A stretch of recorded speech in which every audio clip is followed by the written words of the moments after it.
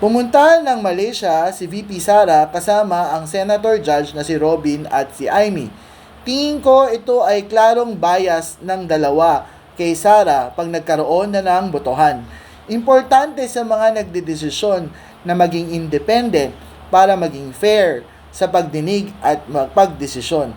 Sa kasong impeachment, dapat pag natuloy na ang naudlot na impeachment, dapat mag-inbibit nitong dalawang ito.